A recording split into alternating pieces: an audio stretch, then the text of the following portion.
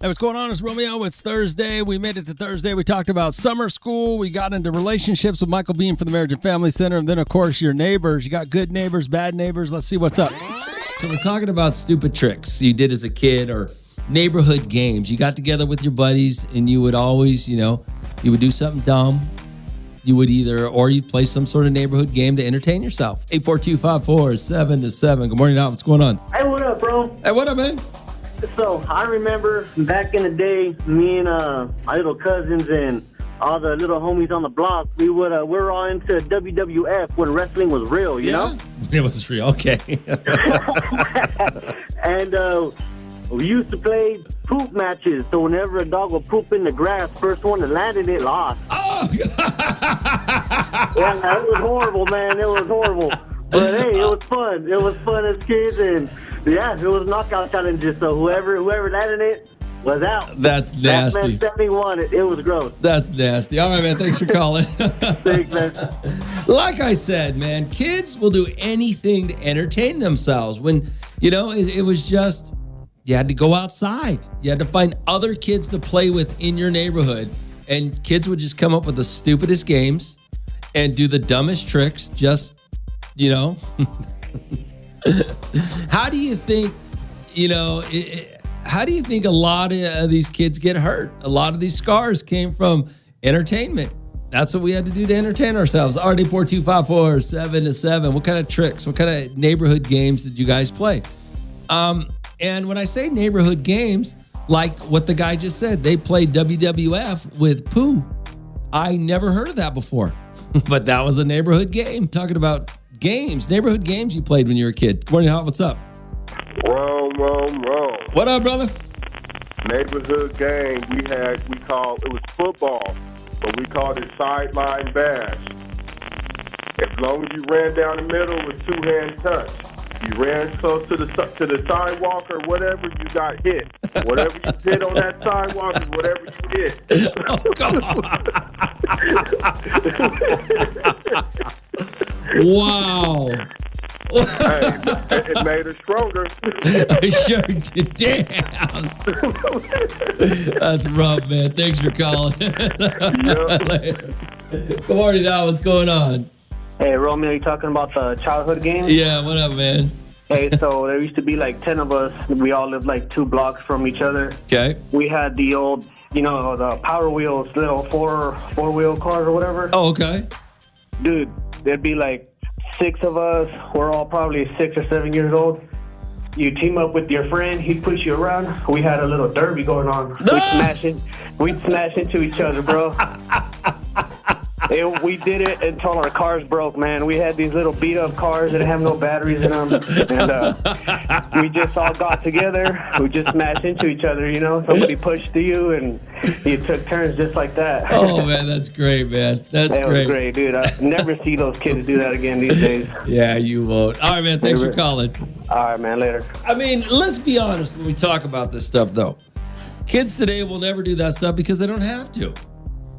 I mean, back in the day, before the internet, before laptop or iPads and computers and all this stuff, iPhones, before all of that, you had to entertain yourself. So you went and found a bunch of other kids in your neighborhood that had nothing else to do. And that's how you became friends. Think about it. All the friends you have for the most part now are because you were looking for other people, other kids that had nothing else to do just like you. Right? You might not be friends with them today because, you didn't have that's all we were doing as kids, running around looking for other kids that had nothing else to do. So we could do nothing together or make up silly games to play. All right, 842-54-7-7. Romeo, how are you this morning? Doing great, brother. What's up? Well, growing up, man, a lot of childhood games that I grew up playing with a few friends that I had, and to this day are still part of my life. One of them, we didn't have a lot of money, so one of them, what we used to do is we used to roll up a piece of paper, using origami and turn it into a dart. And what we would do is you grab dirt and you throw it inside to make it heavy, right? Yeah. And then you grab a paper clip that you put at the very tip right before you put the dirt so that it doesn't fall out, and you grab a rubber band, the thickest, hardest rubber band you can find, Okay. and you launch it in the air. And everybody stands in the circle, head down, and see whoever it hits. Mind you, it's people with dirt. It's not really going to hurt if it hits the back of your head. Until Artie decided to look up, and we're like, all right, we're down. You know, it's one of those things. If you're growing up in East Bakersfield and you hear the words, you're not down, oh my gosh, or double dog dare you, you're going to have to do it. So we all decide to look up. Well, it hits Artie square in the eye. Oh, right? my God. That is so funny. To this day, we call him Bullseye Artie, or sometimes we'll call him Artie. Oh, that's hilarious. That's hilarious. We used to do all sorts of stuff. And if I could tell you real last one, is we used to skate downhill. There's a street called Camino Primavera in East Bakersfield. They dared me to rollerblade downhill. I'd never rollerbladed in my life. I didn't know how to stop. So as I'm going down, I'm about to reach college, which is a very busy street. Yep. I'm thinking the best thing for me to do, since I don't know how to stop on rollerblades, is to throw myself on one of the lawns. Well, Newton's law of physics is that a body in motion tends to stay in motion unless acted upon with greater force, equal or greater force. Well, guess what? When I threw myself midair into the grass, I completely kept going midair and missed the entire grass area, landed on the driveway and the pavement, rolled a few times. Old man that was washing his lawn there just looked at me and he goes, man, you completely missed that entire grassy area. We're talking about, as a kid, man, before all this electronics, before video games, before anything that kept you in a house, everything you had to do was outside the house, which means you had to go out and find other kids like you who had nothing to do. And then that's how you made your friends in the neighborhood. And then after a while, you'd start making up dumb neighborhood games, or you'd make up stupid tricks to do, you know? Everybody lay down. Let's see how many kids we can jump over on our bikes. Yeah. How many of you done that? RD4254-7-7. Good morning, Al. What's going on?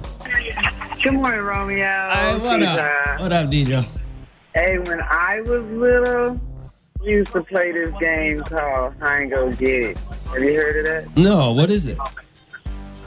It's a bunch of us girls and boys get together and play, and we be crushing on each other. So we go hide, and when they find us, they get it. No! Get a kiss or something. I ain't gonna get it. And always hide the same spot. Oh, my God. What is wrong with you? Yeah, that was one of my favorites. Well, let me stop. Oh, that's great. Hey, thanks for calling the show. All right, bye-bye. We should play that game as adults. All right, hey, Rome. We used to play a game called Black Widow where we would turn all the lights off in the room and just start fighting everyone in the dark. Free-for-all rumbles in the dark. Nice. Nice. Kids are so stupid. Oh, my God. How did we survive? 842-54-7-7. What kind of dumb neighborhood games did you play with your friends in the neighborhood? Or stupid tricks you would do? Good morning, Hal. What's going on? Hey, Rome. Yeah. How about doorknob? You ever heard of doorknob? No. So when you're right there with your friends or family members and you fart, they rush you and start beating you up until you touch a doorknob. We did that all the time.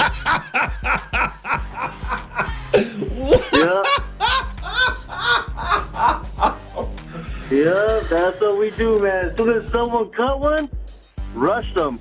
That could be the dumbest thing I've ever heard. Yep, it was fun as hell.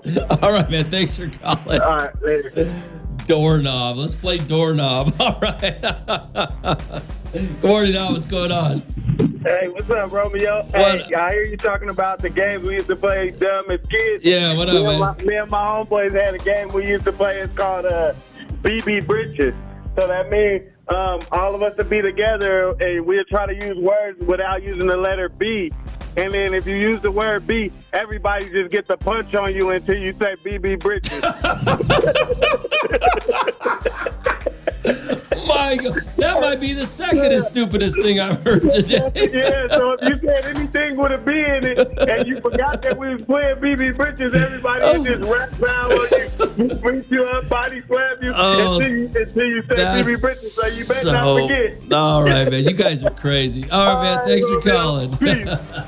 It's like Slug Bug. We used to play Slug Bug in the car, right? I don't think they play Slug Bug no more. So yesterday, a friend of mine, she asked me to pick up her kids in high school, and at summer school. And she got caught up in an appointment or something, and I said, yeah, I'll go grab him. So I went to pick up her son, and my God, how many people are going to summer school? Well, what's going on with summer school? Are you parents making your kids go to summer school now? It was packed. Back in my day, when I was in high school, you only went to summer school when you had to, when you weren't going to graduate. What in the hell is going on? My mom never made me go to summer school. It was never even an option. Summer was to hang out, play, have a good time. What is going on with summer school? Why are all these kids taking summer school? Are there that many bad kids falling behind? Are you parents making your kids go to summer school so you have a babysitter? What's going on? All right, 842-547-7. A friend of mine asked me to pick up their kid from summer school, and I did because I can, and I'm a nice guy to my friends. But God dang, there was a lot of kids at summer school. What is wrong? Why do you parents make your kids go to summer school? 842-547-7. Good morning, Hal. What's going on? Hey, what's up, Ron? Hey, Ruben. Hey, I told you, bro, the other day.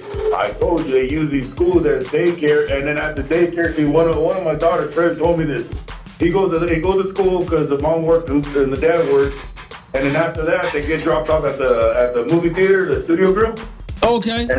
And after they're done watching the movie, the mom's getting off, picking them all up, and they're going home. Okay. You know what I mean? So it might cost her about $15, you know what I mean, for the studio movie grill, but Sure. I'm telling you, they got it. This is their daycare. All right, Ruben. Thanks for calling, man. All right, Ron. Later, brother. Yeah. What happened to just letting your kids fend for themselves during the summer? What's up with that? All right, 842-547-7. Good morning, Al. What's going on? Hey, morning, Romeo. Honestly, as for the summer school thing topic, it's like this. It's not that for me, in my case, I went almost every summer throughout middle school and high school due to the fact that, I needed a babysitter, and at the same time, my parents wanted me to get ahead. So in an investment type of way, it paid off. But honestly, I kind of hated it. They were serving us like prison type of food without utensils. All right. It was awful. All right. Later, brother. Yeah, man. In my day, summer school was for the kids that were going to fail or that failed. My mom, it was never even a conversation in my house. Hey, you want to go to hell no, I don't want to go to summer school. My summer is for me to get in trouble and do my thing with my friends. Let's go to summer school. Friends of mine asked me to pick up their kid from summer school, and I did. And when I got there, I thought, so I just went right when it got out. It didn't occur to me. Summer school, what, they're going to be like 3 kids at summer school, right? No. Parking lot was full, line of cars picking up kids, looked like regular school. And I was like, what in the hell are these kids? What are all these kids doing here? It's summertime. Shouldn't you be out getting in trouble somewhere, pissing somebody off, hanging out in front of a liquor store with your friends on your bikes? What are you all doing here? To me, summer school was always where you went either when you failed a class or you had to make something up, so you went to summer school. I do not know what's going on now. Apparently, according to Ruben, it's daycare. Is that what you guys are doing with your kids now? You're making them go to summer school so you can have daycare? Alrighty, 42547-7. Yo, Rome. I use summer school as a way for my kindergartner to remain in the routine of school. When she gets older, she can choose if she wants to. So you're making your kindergartner go to summer school? And your excuse is she needs to stay in a routine. Nah. No. Come on, man. At least be honest about it. At least be honest about it. Oh, that's just daycare. I think I might agree with Ruben. All you parents you got daycare now. Summer school's daycare. Yesterday, some friends of mine, they asked if I can go pick up their kid from summer school. So I just roll up thinking, you know what? I could be there 2 minutes early. I mean, 2 minutes till school gets out. No big deal. 1 minute. They're not going to meet up. It was packed. Man, there was a line. I was like, damn, there's not many badass. Because summer school to me is when you're failing and you got to go try to make it up. What in the hell is going on? Now I'm finding out it's daycare. Rome, I went to summer school a couple of times. Now I don't even work during this summer. I take that time off and go on vacation. Nice. Yeah, when I was in school, man, summer was all you. My mom's philosophy was it's all you. Get out of my house and go play till the sun goes down. Good morning, Doc. What's going on? Hey, Romeo, I got to chime in on this conversation. What's up? About this daycare. Yeah. About school. My daughter is in pre-K. Well, she graduated, and I'm a full-time nursing student. So I do use the school for childcare. I'm not going to lie. My daughter loves it. But I ain't going to lie. I need it. I need it. Both. Her dad works. I work. Her dad works. I go to school. So, of course, if the opportunity is there, why not use it? Okay. I ain't gonna lie to you, Romeo. Everybody else might lie, but I'm gonna be honest. At least you're honest about it. That's all I'm at. All I ask is you be honest. That's all I ask from everybody. And I know. All right, Romeo, have a good day. You have a good day, too. You too. That's all I've ever asked is just be honest. All right. Oh, my God. 842-547-7. Rome, it's 3 hours. Oh, this is one that said the kindergarten. They send their kindergartner there to keep them in a routine. It's 3 hours. Summer school's only 3 hours? Well, that's still 3 hours of daycare. 3 hours you don't have to worry about, right? All right, 842-547-7. I was amazed how many kids were in summer school.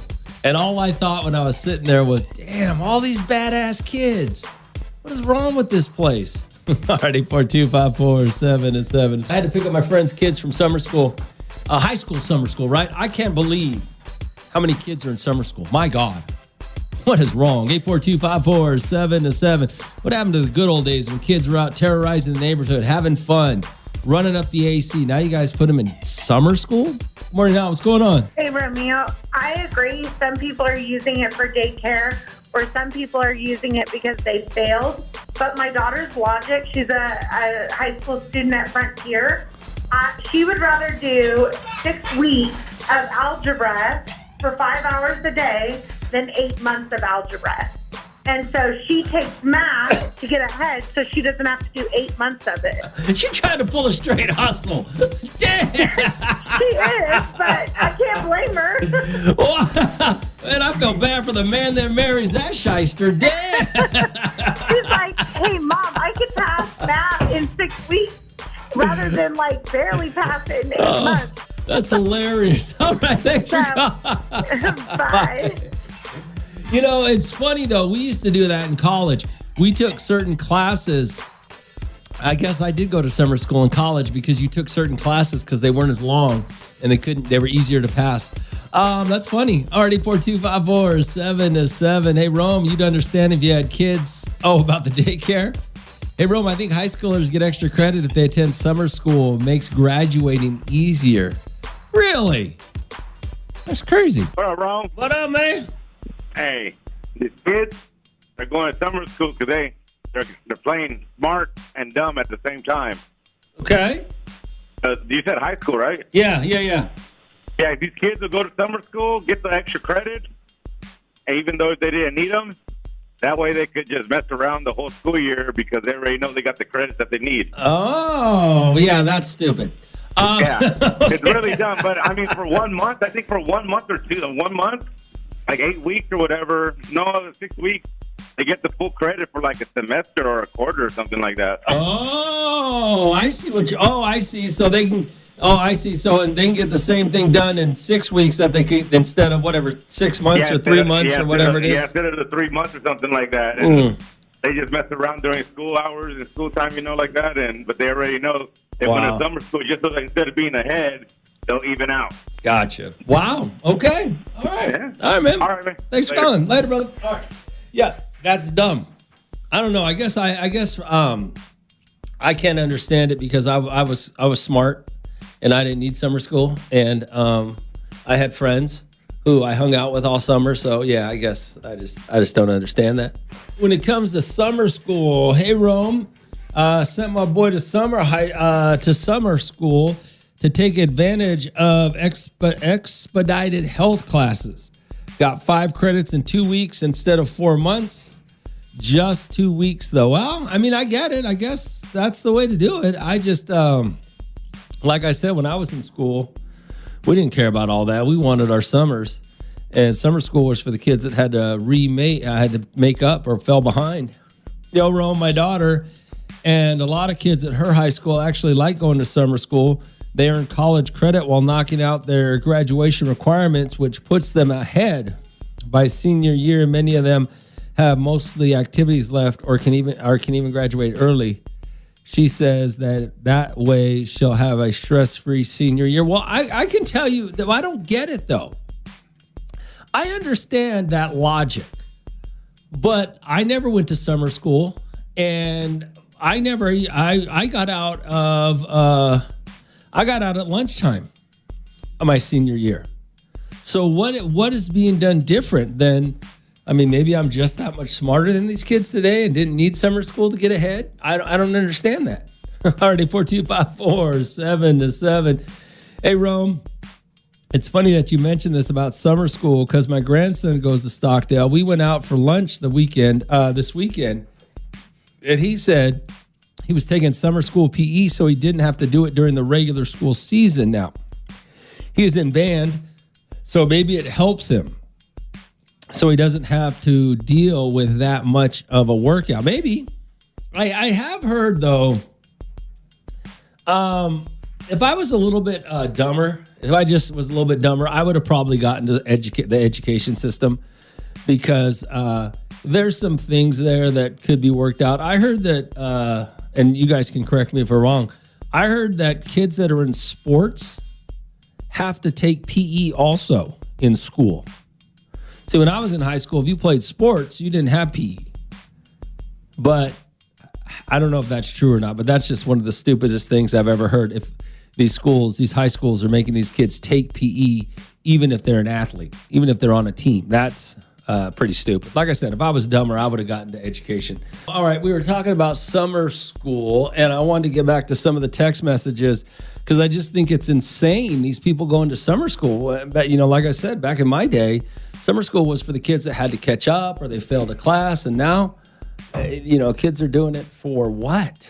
Already 425-47-7. Yo, Rome, my son took a class in summer school, so he will have one less period his senior year. But that's what I'm saying. I understand where you're coming with that, but I never took summer school.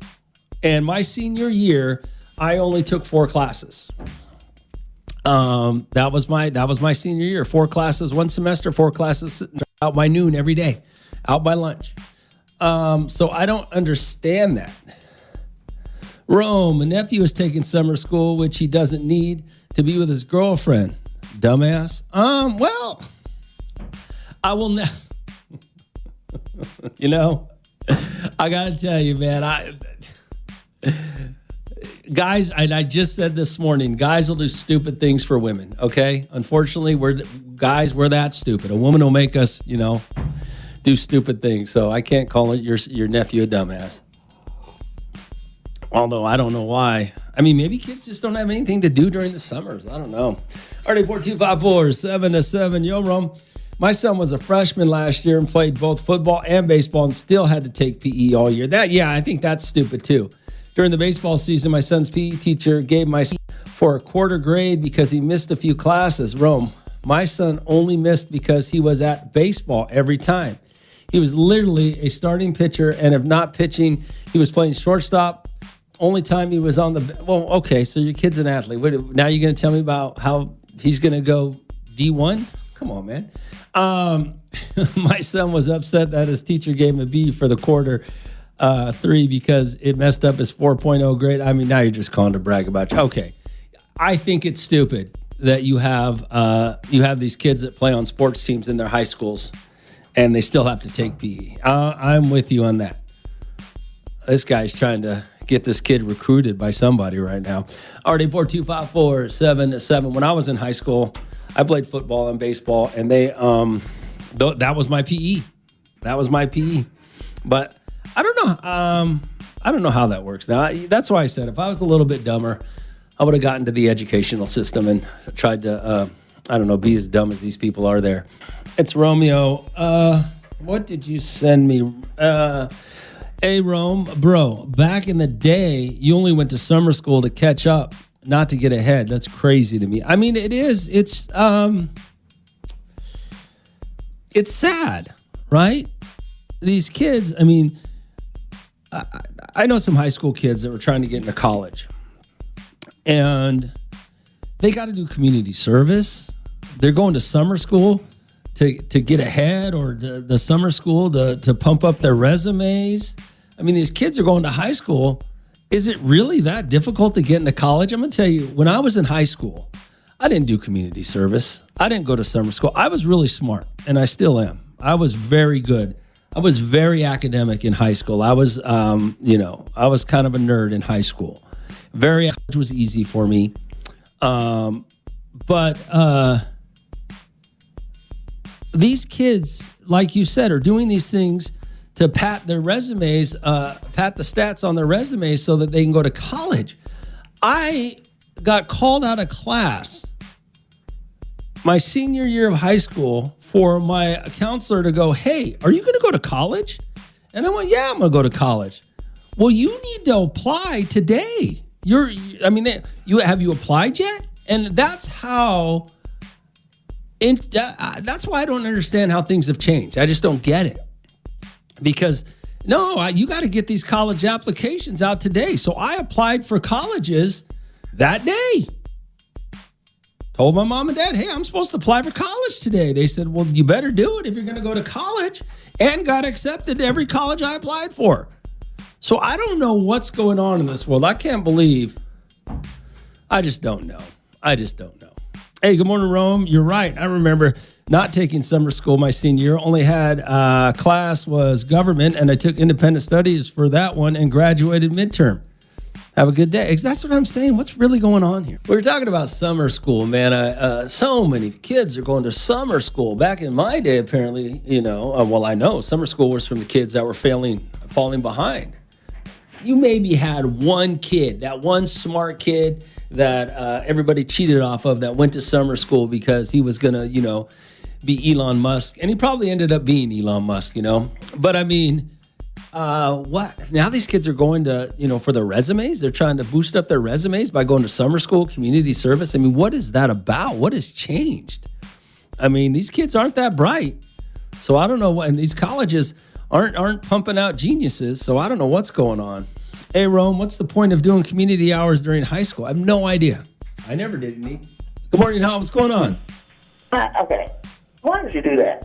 I was dropping off 3 kids to summer school, and they listening to you talk about, why you going to summer school? I'd rather see them in summer school than sit in my house on their games, watching TV all day, think I'm going to cook for them all day. I'd rather, they're incoming freshmen. They're not behind, but just in case they get behind, they got these, extra. But you should have seen the look on their face. They like, you hear what he's saying? I don't care. Y'all going to school.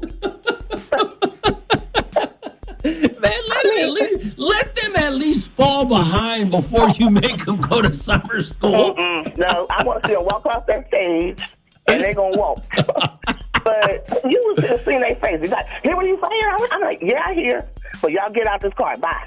Michael Bean is here from the Marriage and Family Center. We're going to try and see if the phone is working. Good morning, Michael. Well, good morning. How are you? There we go. That was my fault, Michael. All right. No worries. The reason the phone was feeding back was I had a button push that I wasn't supposed to have pushed. So they just shouldn't give you so many buttons. Maybe they should hire somebody that knows what they're doing instead of having me here. All right, Michael Bean is here, 661-327-5100. Good morning again, Michael. Let's get going. Hey, let's do it. Let's talk about relationships. Yes. How they get off to a good start or a bad start, and about 1 out of 10 relationships has some friction from the very beginning. They have this real attachment to each other, but from the very beginning, they just kind of have these escalating conversations. How do we get there, though, Michael? I mean, we go with the best intentions into a relationship. Then we get to the point where are we get complacent with somebody? We take them for granted. I mean, what amazes me is when we talk about relationships with couples, okay? And then we talk about relationships, friendships. We don't get complacent with our friends as we do with our wives or our husbands. We tend to treat our friends better than we treat our spouses for some reason, or we don't get into these situations where we take them for granted. Why? Yeah. Do you see that, Michael? And if so, why? Why do we get that way with people? Yeah, I think it's a perfect use of the word entitlement. I really do. I think we feel entitled. It's like, okay, well, no, we're committed to each other now, so they're not going anywhere, so I can treat them any way I want. I know that's not conscious. I know we're not like realizing we're saying that, but I think we act that way. You don't think? Do you think? You don't think we? Well, no. Let me rephrase that. Do you think we consciously act that way, or do we just get in we unconsciously act the way you've just said? We get entitled. They're not going anywhere. Exactly. I just think it's under the surface. We don't notice that we're even kind of doing it. If we reflect back on it later, then we do ask ourselves, just like you said, well, I would never treat my best friend that way. Why would I treat them that way? And we just kind of scratch our heads. I do. I think it's kind of, we just feel entitled. We just feel like somehow they're not going anywhere, and I'm upset enough so I can sort of justify it to myself, whatever behavior I do. It's kind of a tragic human nature thing. And we get that way. Does it have to do with stress? Does it have to do with, I guess what I'm trying to ask you is, how does that begin? I mean, everything's going great. Everything's going great. Everything's going great. All we want to do is be with each other. All we want to do is see each other. All we want to do is sleep with each other. All we want to do is be around each other. And then, where does that start to turn? It doesn't turn immediately. It's a slowly, gradually turns into that, right, Michael? I like to talk to couples about boundaries. Okay. It feels like it's kind of a boundary issue. We all have to have them. Some people say, well, this is the person I'm the most in love with. We shouldn't have any boundaries with each other. Wait a minute. Hold it. The person you're closest to, you have the most opportunity to step on their toes, literally or metaphorically. Yeah. If someone you're really close to, it's really easy to say something dumb or to do something thoughtless because you are together so much, because you are so close. And so it's even more important to have really clear boundaries with that person. And sometimes that's what it's about. A person kind of pushes in a way that's not okay, and the other person needs to basically communicate that and say, hey, that's not okay.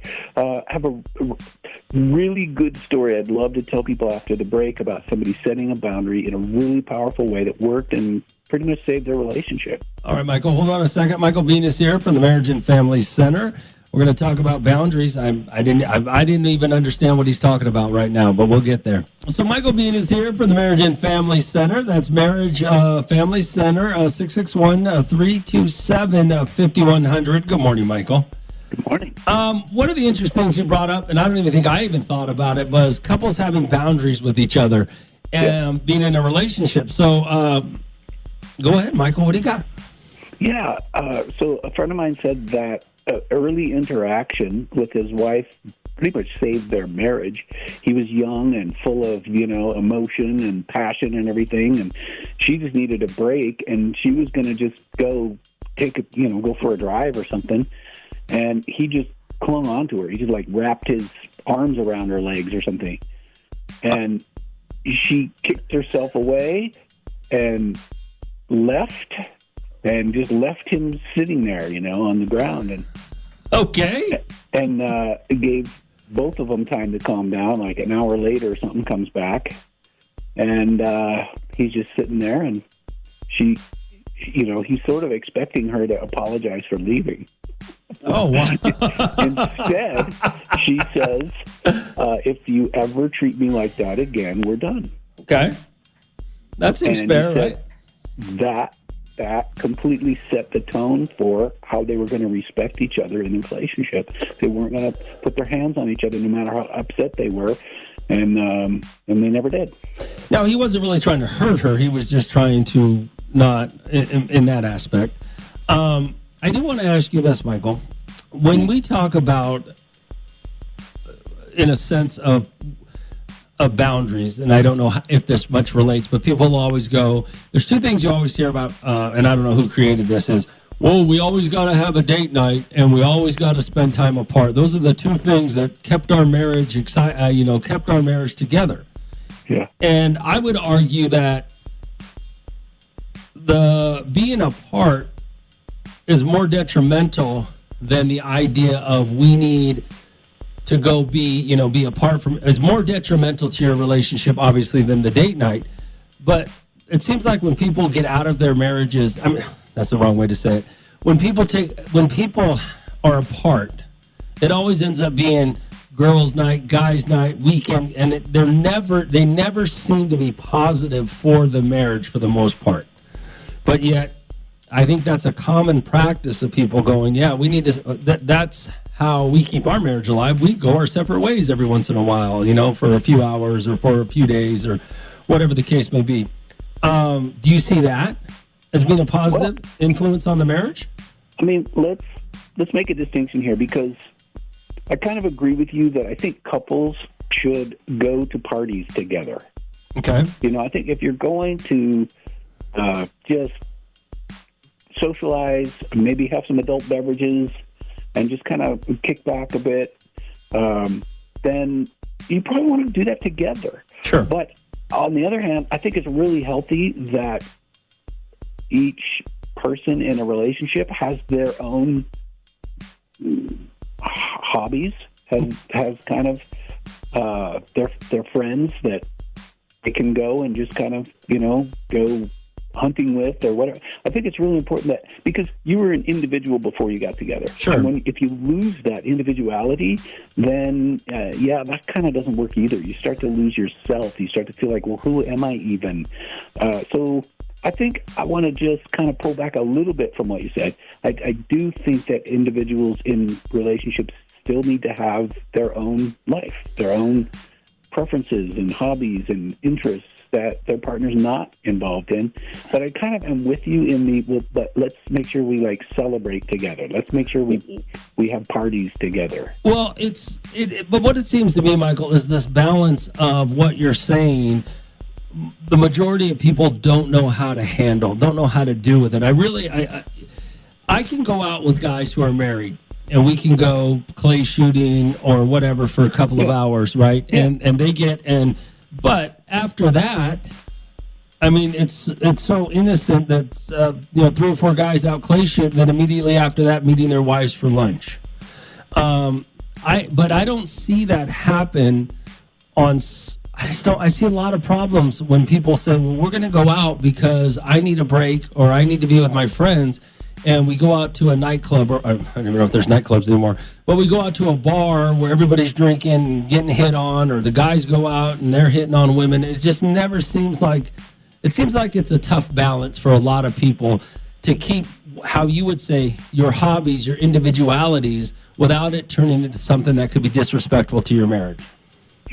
Yeah, you use that word club, and I think that's it right there. I think the clubbing days need to be over. Well, I mean, but if that's where all my friends are going, I see it. I think, here's the thing. When you say keep your individuality, and which is completely, I think, correct, I think people have a hard time understanding what their individuality is with respect to them being in a marriage. Does that make sense to you, Michael? Like, I think so. If I was a drinking whore, and then I decided to get married, and my individuality is drinking whore, I mean, maybe I need to realize that I can go out drinking. I can't be a whore anymore, but I can't. I don't think people see it that way. Yeah, I need to change how I see myself now. I need to change my literal identity into the person that's not single. But we can't, right? Sometimes I think people have a hard time with that. You're right. Sometimes people really kind of want to keep seeing themselves the same person they were before, and nope, now I have a different status.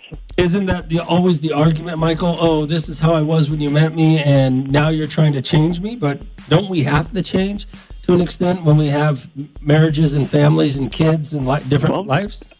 Depending on the relationship, right? There's so many different kinds of relationships. There are a lot of people listening right now, and they're kind of well, that's not how we are. We're a lot more open, and we don't really stress over who our partner is with. Yeah. But that's a minority. I don't think those people are having as many problems in their relationships if that's how they feel. But it's a whole other conversation. Yeah, that is a delicate way to live, and it really is. And it's almost like there's a certain level of maturity that people wish they had who are in those kind of relationships. They aspire to it, and they don't always get there. But that's all of us all the time, isn't it? All right. Michael Bean is here. 661-327-5100. Good morning, Michael. Good morning.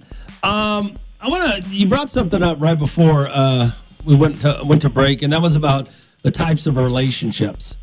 And could we handle it, or what we get into? Do we even know what we want when we get into relationships? I mean, you have to know what type of relationship you want, right? To know what type of person that you're looking for? Well, I think everybody has that checklist that nobody could possibly ever, meet. But as you're meeting people, then there's the whole chemistry thing there. So, we're hitting it off with, wow, I just feel like I can talk to you. And we just have this really nice interaction that goes smoothly, and the attraction is there. That's what we notice happening, despite whatever kind of person we thought we were going to. So often we fall for somebody that's just so different from who we thought we were going to fall for. And that's chemistry fades. It's not real. I mean, it is real, but it's not real for long term, right? We can't live off chemistry. Later in a relationship, it comes and goes. And that's the thing that kind of throws people sometimes, is you get out of that honeymoon phase, and that's going to end in, 6 months to a couple years at the most for most people. But people get out of that, and then all of a sudden they think, oh, I must not be in love anymore. And wow, now when we have our arguments, it takes longer for us to kind of reconnect, or the reconnection doesn't feel the same. And when those feelings change, people are convinced they're no longer in love sometimes. But sometimes it takes a lot of relationships for somebody to learn that, oh, I guess that's just what happens. We've had that argument multiple times, Michael, about these high school sweethearts that find each other, and oh my God, they're the greatest couples ever. They won the relationship game, as opposed to someone who has dated a few people before they figure out who they need to, or who they are, and who they want to be with in a relationship. And experience does matter, right, Michael? I'm not telling everybody to go out and just date 1,000 people, but knowing, understanding who you are in a relationship, and knowing and being able to judge other people better, gives you a better chance of success, right, Michael? Well, I have had a number of couples who are having issues, or have had issues, because I don't know if it's because, but maybe despite the fact that they were high school sweethearts, that they really haven't had other relationships. So I definitely will say, that it doesn't somehow make you immune to having issues. Not having had other relationships doesn't somehow make you like, okay, well, we don't have a lot of baggage from other relationships. Okay, nevertheless, you got your own. We've all got our growing up stuff and all of that. Sure. So I would say that I don't know that it offers you special status. I don't. And maybe there's something to what you're saying, that is, having been through some relationships, I kind of have learned some things about myself. Maybe I can learn about myself in one relationship. Maybe. Yeah. So I don't know. It's hard for me to just kind of like jump completely on board, and it's also hard for me to really kind of argue against it. I'm just like hearing it, and I'm like, well, I'm kind of okay with that way of thinking. One thing I don't think we've ever, I don't know if you and I have ever talked about it. I don't know if I've even ever considered it. Who decides what a good relationship is? Who's the judge of you've won? Is it the 50 years together without knowing what they went through, but we're still together? Is it the 20 years of we've just had non-bliss and now we're,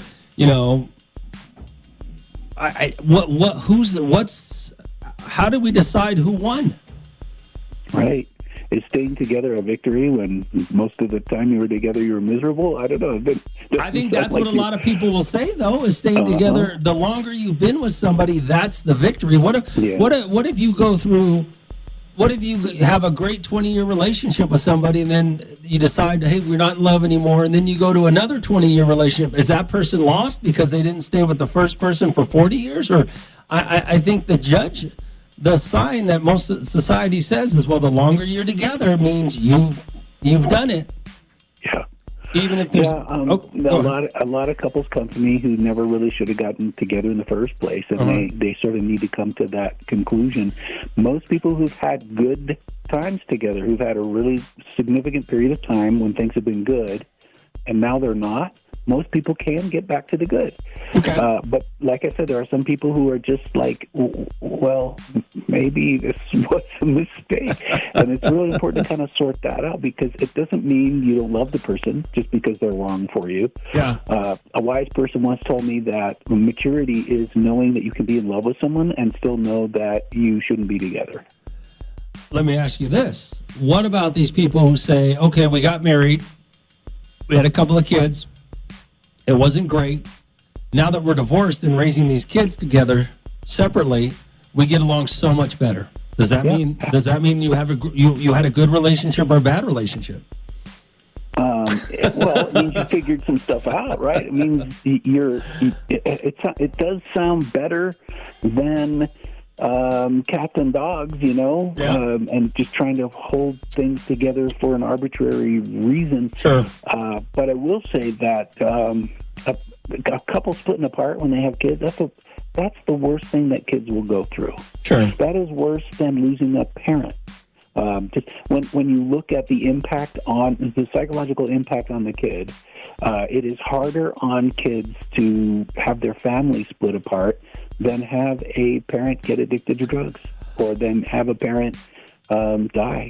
So when you look at that, then you realize, okay, well then we better not take this casually. We better not just say, well, we're fighting a lot, so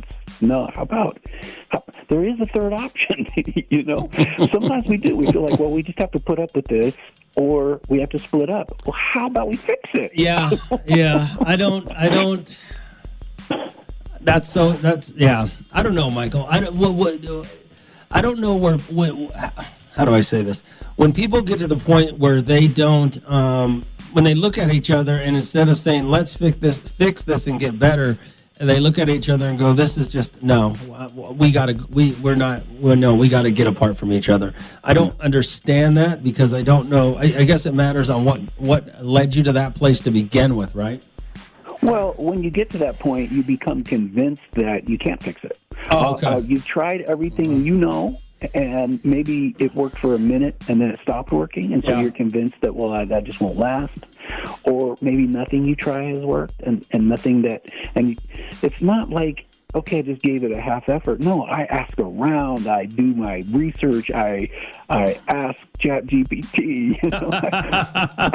Before I make that step, I do everything that I know to do. Yeah. And so people do really become convinced that there's no way to fix it.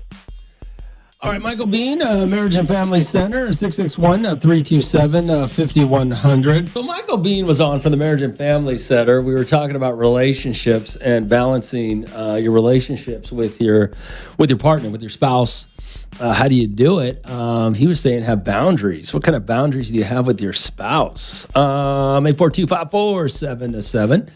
Hey, Rome, I balance my life in a way that my wife's needs and mine. For example, If I go golfing with my buddies, I'm considerate enough to ask my wife if she's interested in going to breakfast, lunch, or dinner, depending on the time we go golf. And if so, I call it a day. I call it a day with the guys. But if she doesn't feel like grabbing something to eat, I continue my individual time first myself. Simple, and it works for my relationship. Have a great day, Rome. Yeah, it does, which is nothing wrong with it. But that's kind of a that's kind of a, I get to do this, so you get to do that kind of a thing.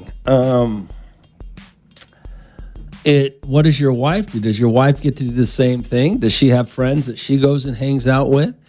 I think the problem is a lot of you are, it's almost like it's a competition. If I do that, you get to do this, I think that's how most people justify their relationships as being good. I mean, kind of what you're saying. I'm not disagreeing with, if it works for you, it works for you, man. That's all you can ask for, right? But this idea that if I go golfing, then I have to do something for her. That's kind of a tit for tat thing, right? It's kind of a, I get this, you get that, kind of a competitive. It makes it a competition. How many points do I get on my board? How many points do you have on your board to make us equal? I mean, I get it. I get what you're saying. If it works for you, it works for you. That type of relationship seems to be a, competitive thing. If I get something, you get something. That shouldn't be how a relationship works, All right, 842-547-7. I'm hearing what you're saying about, I think that what that guy's saying is like, as far as, like, I don't know if you're in a relationship, Rome, but right now, when you get out of work, do you go get something to eat? If you're in a relationship, don't you think it's considerate maybe just to ask your wife and say, hey, have you ate yet? Did you eat breakfast? I agree with you. But what I'm saying is, he gets everything he wants. She gets to go to dinner or lunch. Well, shouldn't both? But that's my point. Under what his example was, is I go play golf. And then I asked my wife to join me afterwards to go and eat lunch, breakfast, lunch, or dinner, whatever. But he's the one controlling. If she wants to or not, but if she doesn't, right? Is that what he said? Or whatever? Yeah, if she doesn't, he'll leave if she wants to leave to go to lunch, whatever. But my point is, he's doing everything he wants. He wants to go play golf with his friends and then meet his wife later and get everything. What does she get out of it? She gets a meal? Do you see what I'm saying? No, but I get exactly what you're saying. And there is relationships like that. Well, I think most relationships are like that. I got a buddy that, and I'm not going to say his name, but he doesn't do anything with his wife. He always wants to do stuff with us, with the guys. Sure. And it's like, bro, we have families too, though. Well, yeah. You have to respect that. Just because your relationship isn't good, I mean, we still have to maintain ours. But let's go back to this. Most relationships, I think, are negotiation with their partner, as opposed to two people who just want to be with each other and do what each other wants, either with each other because they want to, or not with each other because they don't want to. But still, it's a negotiation. Well, I'm going to go out and do this. Okay, well, then I'm going to go out and do that. Or if you do this, then you got to bring home dinner. If you got, it's always a negotiation, and what that guy texted is a negotiation with his wife. Right. And he's trying to make it sound like, oh no, that's how we keep our life, great. But no, you're not. Your wife's accepting your terms. Yeah. So that's all my point was. I mean, but if it works for them, some women maybe all she wants is a meal, and so she's okay with that. So it works for her. It works for them.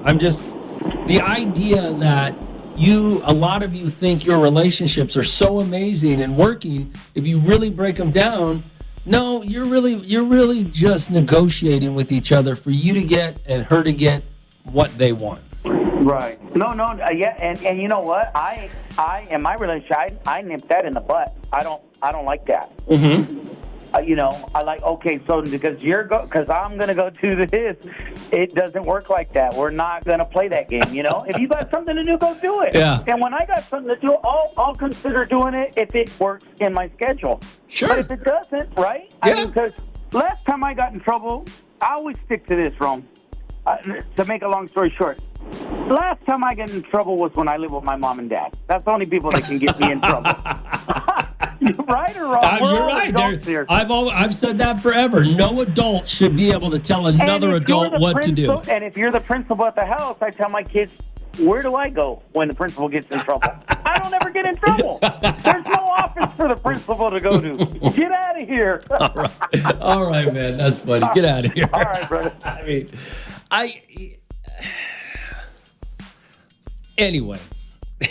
All right. 842-547-7. Let's see here. Hey, Rome, we need to quit with the mentality of happy wife, happy life, because men's happiness matters as well. I've said that forever, that it's your happiness matters just as much as your wife's happiness. One of the stupidest things you could ever do is just totally cater to your wife to the point of you being miserable.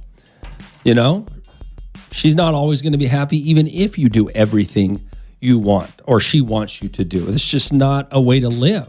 I can't even imagine how a woman would be happy watching her husband cater to her every need and him get nothing out of it.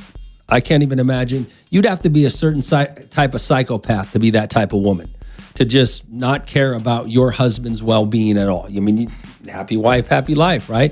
What kind of psycho wants to live by that motto? But I've always said you should want to do stuff for your wife. You should want to do stuff for your husband. There are people that only do stuff for their wives and their husbands on special occasions, birthdays, anniversaries, Mother's Day, Father's Day, whatever. Okay, Christmas. You should want to hang out with your wife. You should want to hang out with your husband. If you don't, why in the hell are you together? There's no reason to be together. So yeah, I totally agree with that mentality of happy wife, happy life is the stupidest thing any relationship should live by. It's so ridiculous.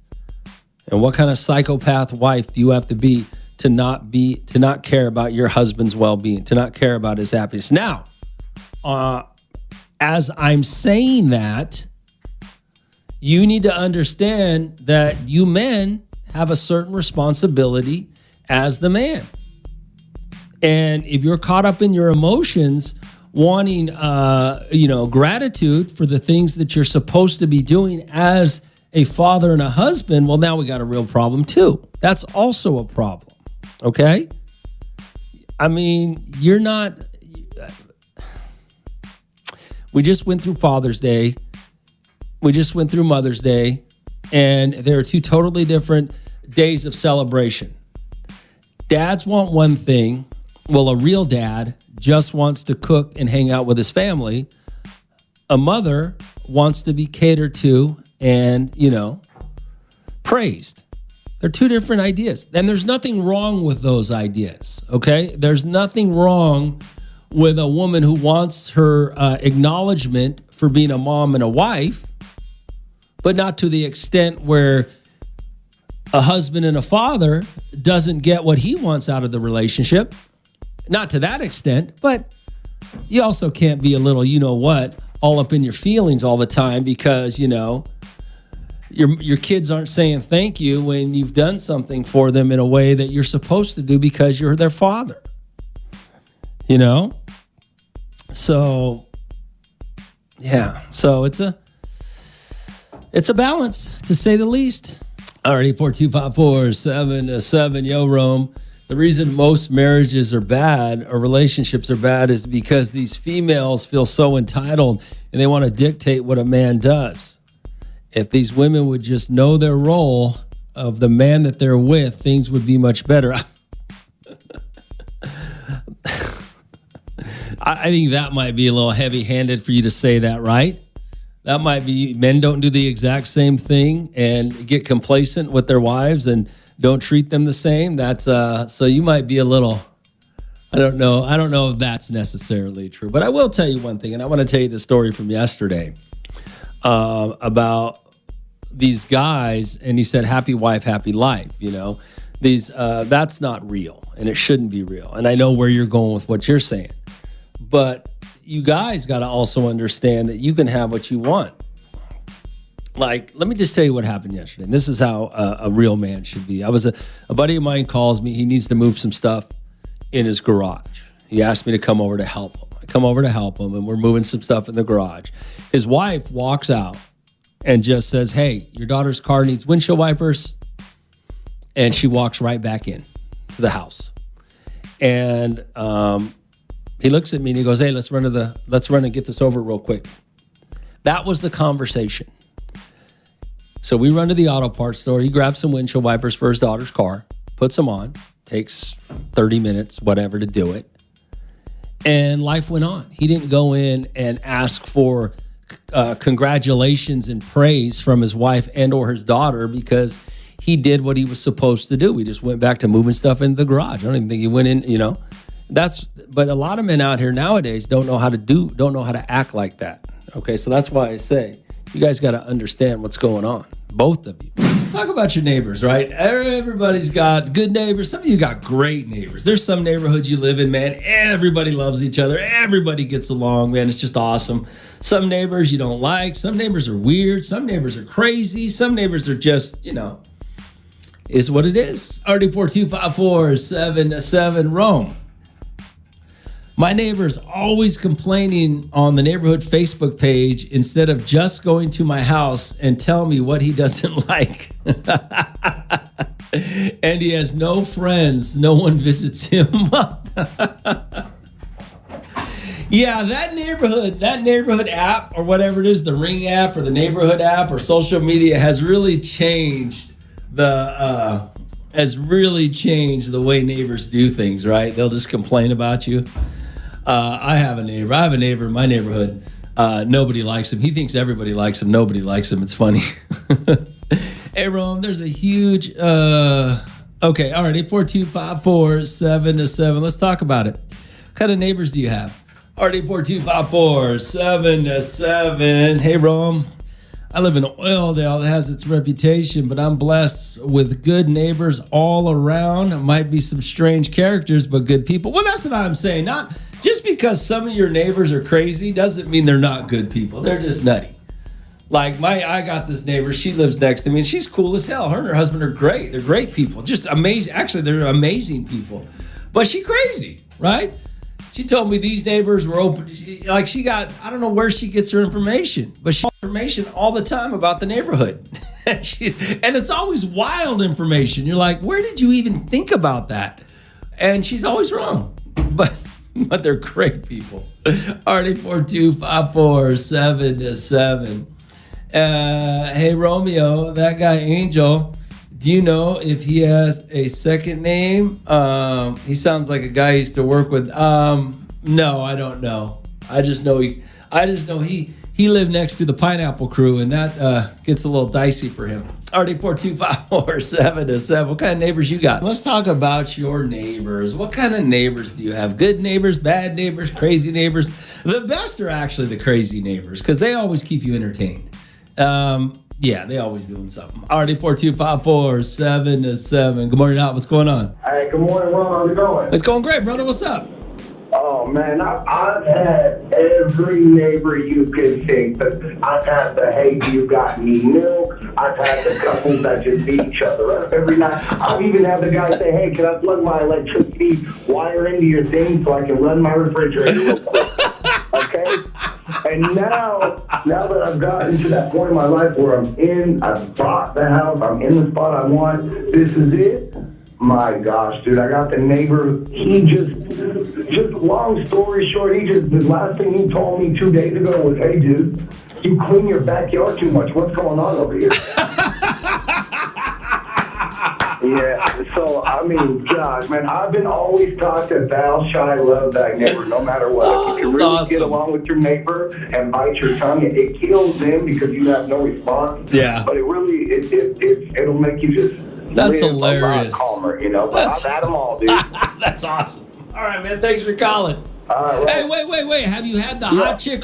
Have you had the hot neighbor who's always walking around half naked? Dude, I had a 60-year-old woman who literally used to go out there in her little bikini top, just a weedie. And I told my son one day, I said, how do you have this 60-year-old chick out here in her bikini weeding and you won't even take the trash out? This is by far crazy. All right, have a good day, Ron. Later, brother. Yeah, you ain't lived till you had Miss Parker in your neighborhood. All right, 842-547-7. All right, what kind of neighbors you got? Talk about your neighbors a little bit, right? What kind of neighbors do you have? All right. Let's see, 842-547-7. Yo, Rome, I'm the neighborhood security. Me and my Frenchie patrol our neighborhood and make sure ain't no tweakers messing with our stuff. I only know like 3 of my neighbors, but I take care of all.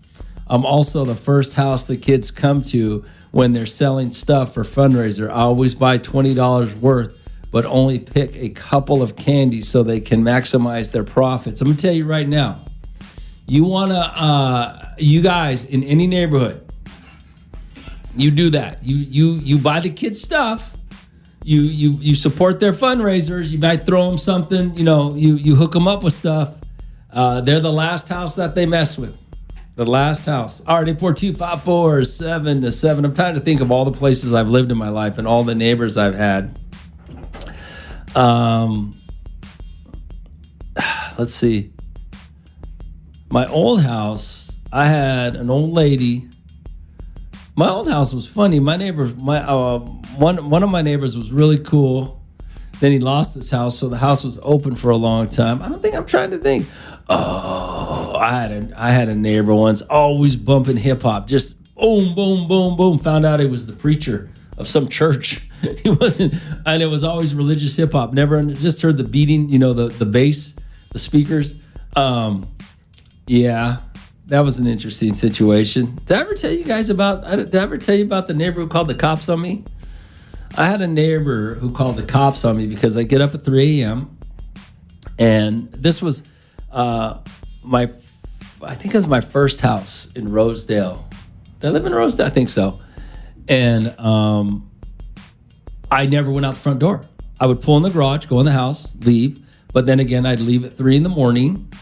To go to work. I'd be home by, 10 and just drive in and out of my garage. Never talked to any of my neighbors except the old lady next to me because the husband or the son of the old lady said, hey, would you mind keeping an eye on my mom for me? We bought this house for her. We didn't want to put her in a home, but she's still capable of living by herself, but just in case. I said, sure, I'll do that. I don't have no problem with that. So I talked to the old lady who lived next to me, which by the way, she died. And the next person in that house was another old lady that her son and wife and son moved her in. So I had 2 old ladies living next to me. But yeah, they called the cops on me. They thought I was a drug dealer because I was always home from their perspective because I worked at 3 a.m. I did the show. So I was home by 10. Yeah, it was crazy. The cops showed up. It was funny. Alright, 842-547-7. What kind of neighbors you live next to? Let's talk about your neighbors, right? You got good neighbors, bad neighbors. What you got? Alright, 842-547-7. Rome. I have a neighbor who used to leave their 5-year-old to the neighborhood. They would come and go, and their son would just walk into our house without knocking. Set up his toys on your yard. Yell through our mailbox for my kids to come out. They ate our food. Then when Uber Eats accidentally sent $100 worth of food, laughed at us and thanked us for the food and paid us back a month later. What? Paying us back was an excuse to get our number, and then constantly text us saying their son was bored, so can he come over? Man, that sounds like the old days, man. Remember the old days when the neighborhood kids were just everybody fed the neighborhood kids. Hey, Rome, I got 2 nosy neighbors. They act like they're girls and always run to my ex and letting them know who comes around to see me. You got 2 nosy neighbors watching you, and they always tell your ex. That's awesome. RD42547-7. Hey, Rome. I'm more interested how someone who only works 4 hours a day can buy a home. No hate, just wondered if I'm the the wrong business, but my neighbors are older, and our neighborhood is quiet for the most part. So it's chill. Cops live all around, so I don't got to worry about my stuff being stolen. Nice. Cops are usually the crazy. You remember the neighbors? I told you I was going to buy a house in this neighborhood, and the Pineapple Crew was next door, and they were getting busy at like 11:30 in the morning. That was cops. They were cops. And me and my neighbor used to hate each other. Now we're best friends. Yeah, sometimes it's rough, man. When you don't know your neighbors, you don't know your neighbor. You don't know what you don't know, right? Like we had one time, I lived in this neighborhood. This was when I was in high school with my dad. We lived in a cul-de-sac. And there were these neighbors that never came out the house. Nobody really knew them. They had kids, but they were always just kind of into themselves. And then so finally the neighborhood decided to have a party, a block party, like a cul-de-sac party, invited all the neighbors in the cul-de-sac, right? Find out, his wife was just high, and he worked for Anheuser-Busch. So this fool rolled out for the block party with him and his family. This dude had all kinds of beer for everybody. He was handing out 12 packs to all the neighbors. Hey, I'm so-and-so. They were great people. They were just shy people, Didn't have a way when they moved in. Nobody walked over. I mean, do you still walk over and introduce yourself to neighbors when they move in? Sometimes neighbors don't know what to do, right? They move into a new spot. They might be shy. They might be afraid to come say hi. They don't know you. You don't know them. So unless you welcome them, sometimes you don't know who your neighbors are. We're talking about your neighbors, right? You got good neighbors, crazy neighbors. What kind of crazy, what's going on in your neighborhood? I remember this neighbor when I was in college. I lived with my grandfather. Now, my grandfather was kind of weird, kind of rich, but nobody really liked him in his family. Nobody really liked my grandfather, except me. So I lived with him when I was in college for a little bit. And my grandfather told me, you only get hot dogs. He goes, because my grandfather went out and ate every night, every meal with his friends. And he said, if you want to eat, I'll take you out with my friends every time, but you got to eat where we eat and, don't complain about it. But there's always going to be hot dogs for you. His next door neighbors were this couple whose daughter, they had two daughters. One had gone to college a couple of years before, and when I moved in with my grandfather, the other one was just leaving for college, not in the same town, just out of state. So they knew I was a college student. They would always hook me up because they knew my grandfather wouldn't feed me anything in the house. Yeah, so they would always be hooking me up, feeding me. I think they were kind of like empty nesters. I think they were kind of living vicariously because I was a college student living next to them, but they were pretty cool. They were good people. All right, 842-547-7. Good morning, Al. What's going on? Hey, what up, Rome? You still talking about neighbors? Yeah, what up, man? Hey, man. Well, my neighbors, they're so annoying. I have annoying neighbors, man, because every time I do like a carne asada or pollo al disco or I'm out there drinking, man, they always come and freeload off of me. I think that's wrong, Rome. I can't believe there's somebody in your neighborhood, Lou, that is cheaper than you. Yeah, it's crazy, huh? It's my neighbors, man. And then they'll call their kids to come eat, and it's like, it's okay, the kids, but why are you guys always eating? They never have a barbecue, so I could never go over there and freeload off of them, All right. I hate my neighbors, man. All right. I'm sure they're going to love you for calling in, Lou. Thanks. I mean, maybe that's Seahawk Lou's way of saying, stop coming over to freeload off me. 424-777. I never had any freeloading neighbors. I'm trying to think. No? But then again, I never had anything, so nothing to freeload off of. Romeo in the morning. Every morning. On Hot 94.1.